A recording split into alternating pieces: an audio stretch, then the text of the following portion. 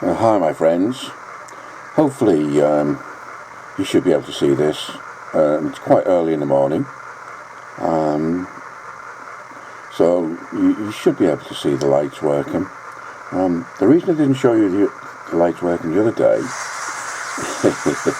oh dear, what happened is I put it all together. Before I put the tops on, I tested the lights and with the sound working as well, and I put it all together, and would you believe it would not run. All the sounds would play, as you can hear, the steam sound playing at the moment, and all the lights work, but it would not move.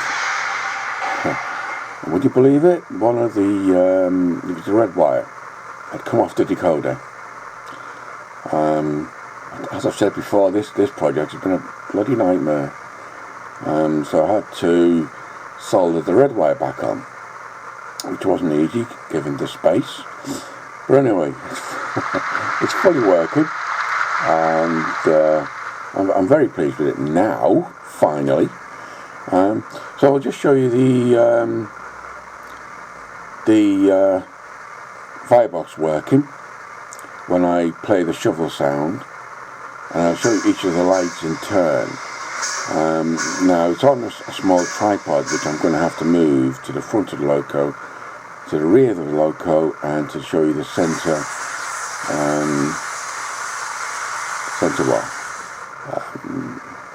would you believe it, my mind's gone blank again. Silly things makes my mind go blank. Tender, middle tender, blah blah blah blah blah blah blah.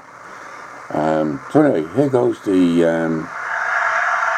coal shoveling and the light.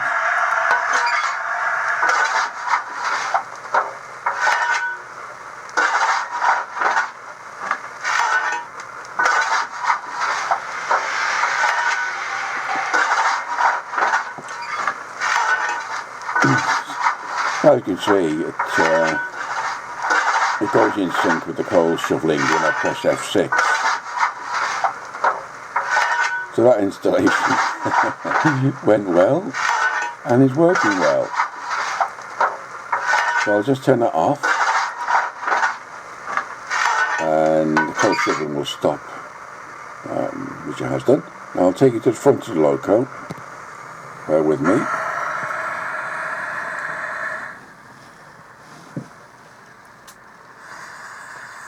So hopefully you should see these lights come on.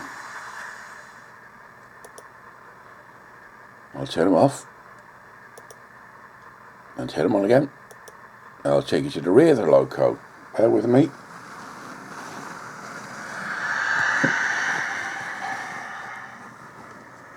And there's a red light. Hopefully it's not too blurred. I'll turn that on and off. And again. Off, and I'll take you to the centre. Tender, I remembered it that time. And I'll turn that light on and off. And that one is independent of the front and rear tender, which is what I aimed for. I did it like that, as mentioned, in case I wanted to run it as a single tender. But to be honest, I probably won't run it as a single tender.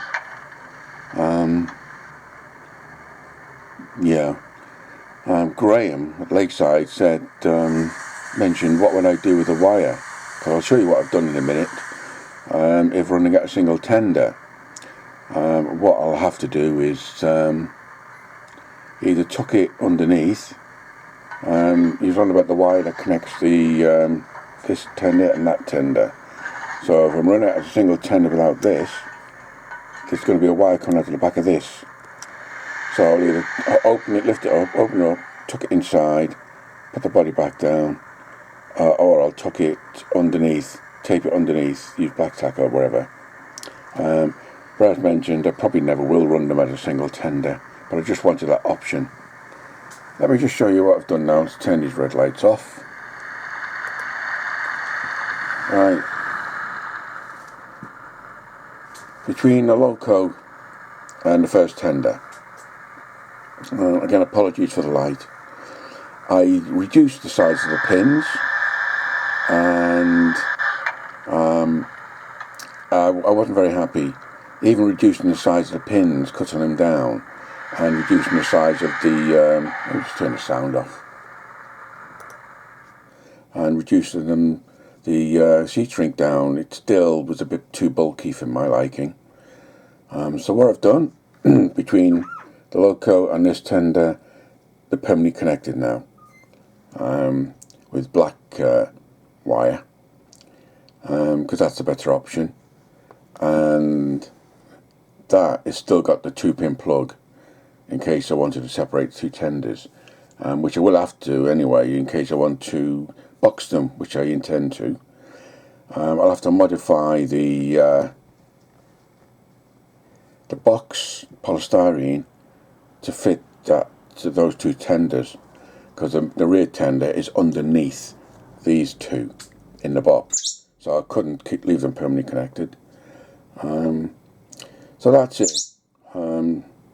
It's been a success. It's been lots of problems, even down to wires falling off.